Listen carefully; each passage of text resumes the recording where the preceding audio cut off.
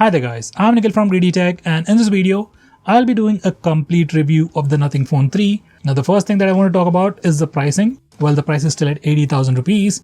But when the phone was first launched till like few days ago, we used to get 10,000 rupees instant discount on Flipkart and extra 10,000 rupees exchange bonus. But right now those two offers are gone and we can just get only 15,000 rupees instant discount. There's no extra exchange bonus. So that brings down the price of this phone to just 65,000 rupees. Now, if you buy this phone in an offline store, maybe you can bargain with them or get some extra perks like free cases or some other accessories. In that way, you can definitely get a much better deal than the ever unreliable Flipkart. Now let's dive into review with the design and build part. And I must say, the first impressions was like, it looks weird, it doesn't look as good as an iPhone or a Pixel. It doesn't look symmetric. I had all these kinds of thoughts, but after using this phone for a month, the overall design really grew on me. Now it looks pretty unique. I wasn't particularly a big fan of the Glyph lights, all those lights lighting up like a disco light, but it used to be the most unique thing about Nothing phones, and now that's gone. They brought this Glyph Matrix, which is just a circular display. Once again, I wasn't really satisfied with it, but in terms of design, it makes a lot of sense. Like, we have seen many phones with secondary displays on the back, bigger displays, full RGB displays, but all those were like gimmicks and most people didn't even use it. Well, I didn't use this display as well, but having a circular design at this place displaying time or battery percentage or some other information looks aesthetically pleasing. Now, all this is my personal opinion. I personally like it. Besides that, I personally don't have any issues with the design. In fact, I really like it. And some people have been complaining about the essential key, like its positioning is wrong. They've been accidentally pressing it a lot. I too had this issue, but you just have to get used to it. Once you're done, you won't accidentally press it, and when you want to quickly record something, the key is right where you want it. So a pretty good design and build. Now when it comes to display, I don't have any issues with this particular display. Obviously this is not the best in the segment. It doesn't have amazing specs on paper, but in general day-to-day usage, I didn't have any issues. It had good sharpness, good sunlight legibility, colors were punchy, and everything was great. I know some people are really concerned about the LTPO display where the frame rate goes all the way down to 1 FPS. Well, this is not LTPO, but there isn't a huge difference between LTPO display and this display either. Well, LTPO display can definitely save you some battery, but when this phone already has great battery life, that's not going to be a major issue. So in the display department, I really don't have any issues, whether it's normal usage while gaming or while using the phone outdoors. Display is pretty good, or at least there isn't a huge issue to make a big deal out of. Now, when it comes to cameras, once again, there's a lot of hate about the Nothing's performance. Cameras are good. They're definitely not as good as the flagship phones, Pixel or the Samsung S25 Ultra, but they're not completely bad as you can't even compare it with a 40,000 rupees phone. They're not the best, but they're definitely okay and does a pretty good job. When I first got the phone, photos were a bit oversaturated, but over the time they fixed that. Now the photos look pretty good. They also added a new feature called AI Super Resolution, which can take sharper photos when you take it at 20x or 30x zoom. So Nothing is definitely trying to improve the camera performance, and that's definitely good enough for me. Like, cameras aren't really my priority. Now, when it comes to performance, there are two aspects of this phone.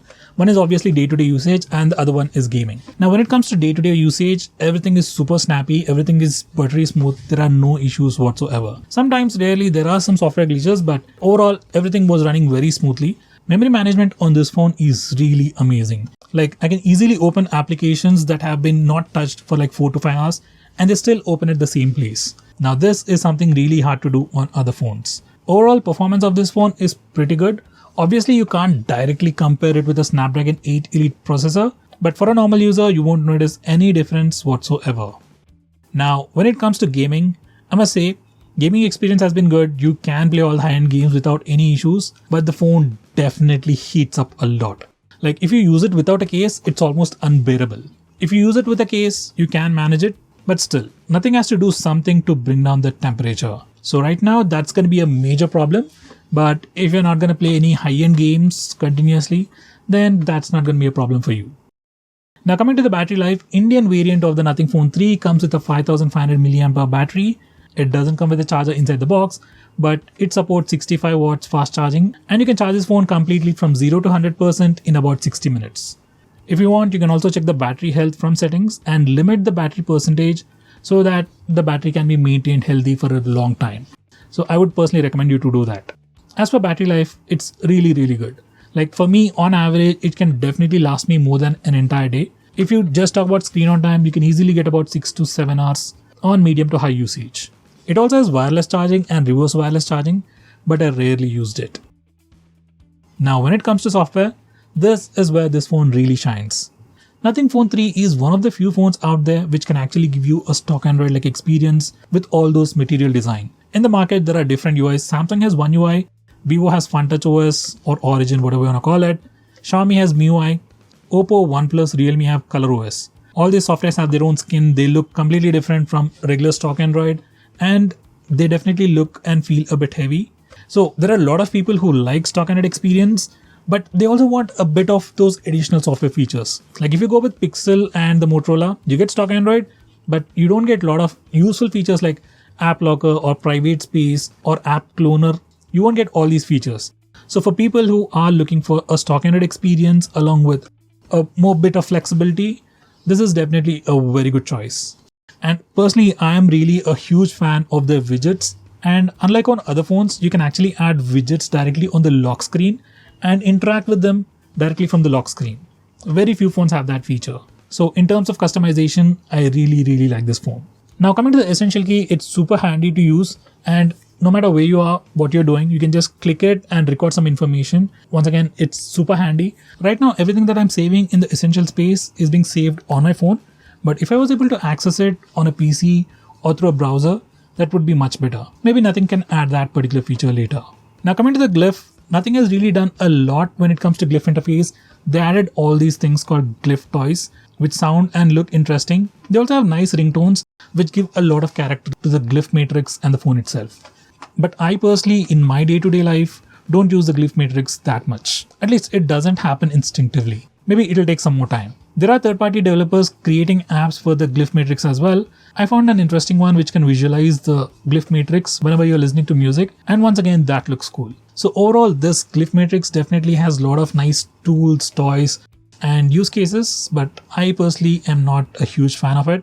Most of the time my phone was always facing up, and the always on display is definitely more than sufficient for me. About the speakers, it does come with stereo speakers and they sound loud and they are pretty good enough. As for bugs and software issues, I did face one, like right after unboxing for like first 10 days or so.